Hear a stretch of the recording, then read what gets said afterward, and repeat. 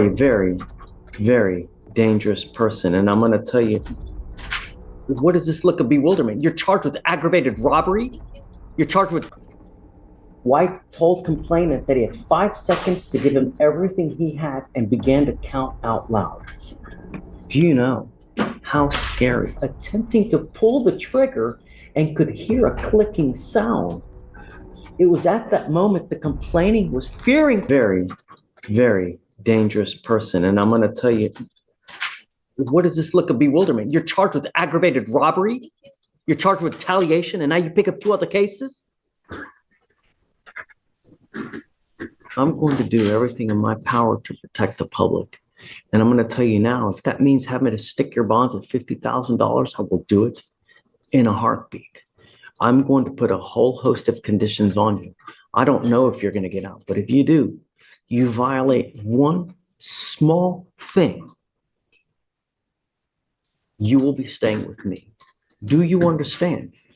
No dope, no alcohol, no going to any of the places where you've been charged with theft or any of the other things that you got, no weapons, and I'm putting an ankle monitor and I'm giving you a curfew.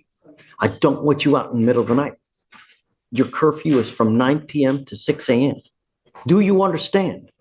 Your bonds now are set at around what, 70? Who's representing? Shreya's representative. Yeah, Oh, no, Josh. Josh, he stepped out because it was just coming out to sign the Oh, I condition. can step in. No, I think his bonds are wholly insufficient. His criminal mischief is at 1,000. His theft is at $800. That's just, and he's charged with aggravated robbery and a retaliation. I don't think so. That's like, that's, yeah, I'm going to need, so what we'll do is I'm going to roll him to tomorrow and we'll talk with Josh tomorrow, but I now find that your bonds are wholly insufficient. You're way too dangerous, man. Way too dangerous. You need to wait on the bond conditions then? No, let's have it signed just in case he makes bond now. That way we have it in place. But I'll readdress the bond tomorrow. Perception is reality. So you're wanted out of Kern, California for willful cruelty to a child. Are you waiting formal extradition, sir? Yes, sir. Okay, so what that means is we give the demanding jurisdiction here, California, 2 weeks to come pick you up. And if they fail to come pick you up within that time, we will release you. Yes, sir. You know that California is ready to come get him, Amy? Oh, yes. Okay. All right. Good luck. Thank you, sir. Thank you, Judge. Go ahead. So let me get this right, Josh. He was out on bond for the aggravated robbery. He was out on bond on the other case, on the retaliation, and then he picked up these 2 new cases, right? Is that right? Let me check that.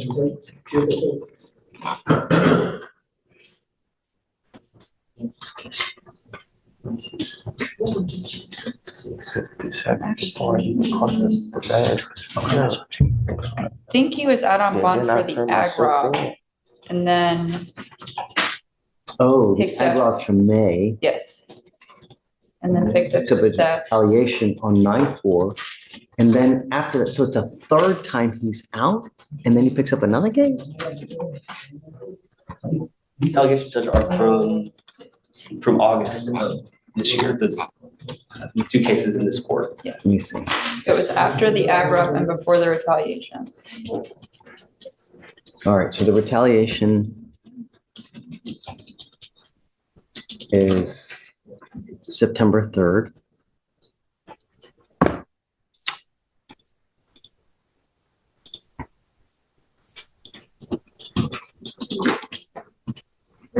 Mischief is August 28th.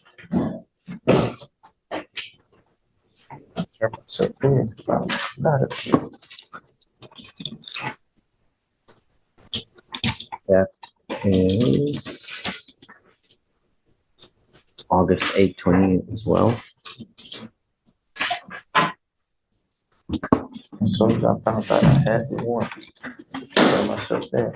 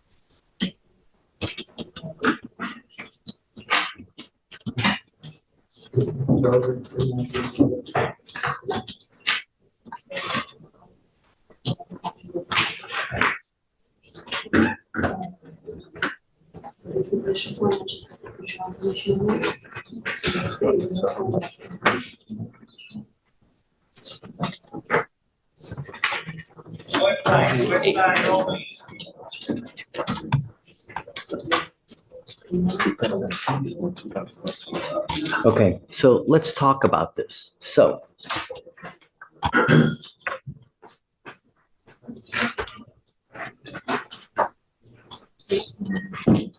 officers get a call that a robbery has occurred.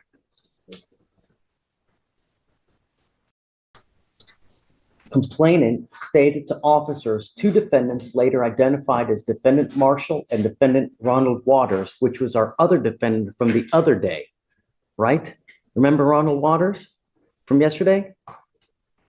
Hereinafter referred to as Waters and Marshall walked into a store, destroyed a glass partition which was $300 to replace, and walked out of the store with 3 vapes and other stuff, sodas and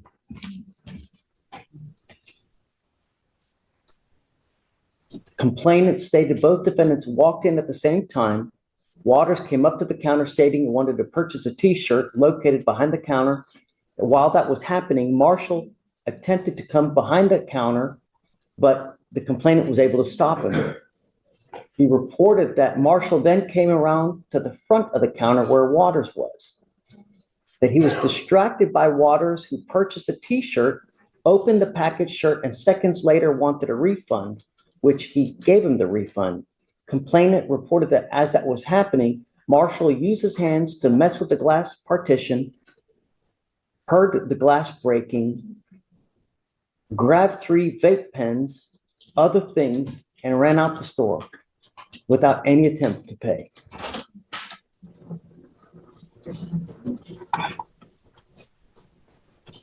Complainant states that he knows both defendants by sight and can identify them from priors.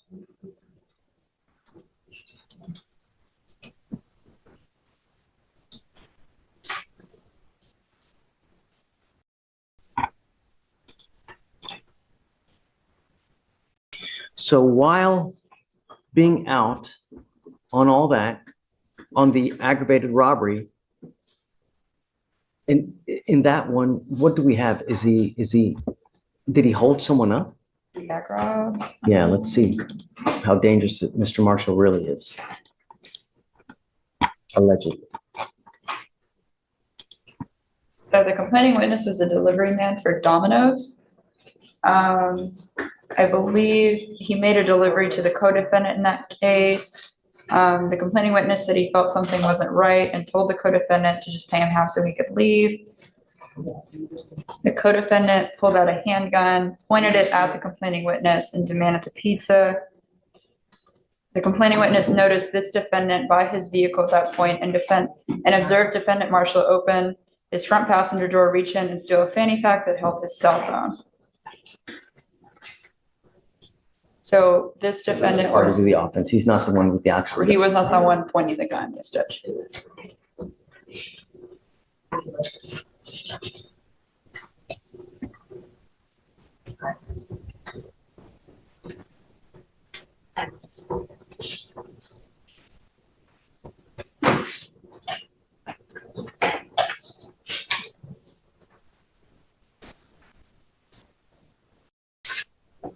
The complainant began to feel that something was not right and offered to accept half the amount due for the pizza just so that he could leave the location. White then pulled out a firearm, pointed at the complainant, and demanded the pizza. White told complainant that he had 5 seconds to give him everything he had and began to count out loud. Do you know how scary that is to have someone hold a gun at you, tell them you have 5 seconds to give them everything or else? That is really, really terrifying and can cause people to have nightmares, all kinds of psychological issues.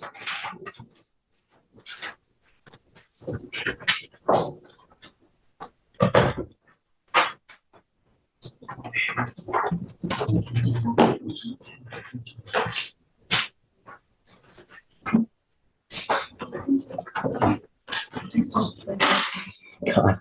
When defendant White reached his 5-second countdown, the complainant stated that he saw defendant White attempting to pull the trigger and could hear a clicking sound. It was at that moment the complainant was fearing for his life.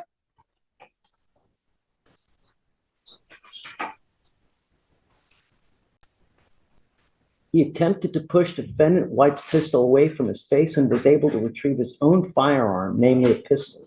Complainant feared for his life and discharged the pistol at defendant White. Oh, the complainant shot and killed defendant White, who died at the scene.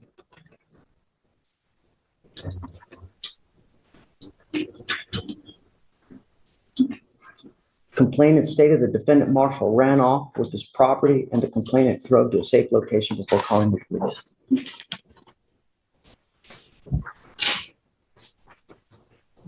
This is Houston. I will do everything in my power to protect our city. And I want you to understand that. And that person is now gone. For a pizza, his life is now gone. How well did you know this person? Now, how well did you, was he a good friend of yours? Someone I knew in the apartments.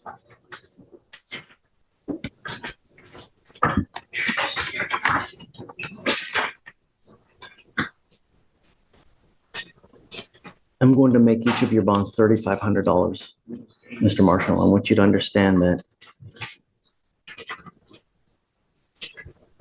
if you are able to make bond, I'm putting a whole host of conditions on you. So I will understand. Don't be a danger to our city. You have but one life. Stop. You have but one life. You know, when it's gone forever. And it's so very, very short. So heed the advice, because I'm not giving you any more warnings. Do you understand? Okay. Thanks, Steve. Thank you. The gavel has fallen. The judge made the call, and Marshall is back behind bars with a massive bond hike. But here's the question. Did the system fail by letting him out 3 times, or was the delivery driver the only one who actually delivered justice? Comment below. Team driver or team system? Was this outcome fair? If this case got you thinking, hit like. Share this with anyone who loves courtroom drama.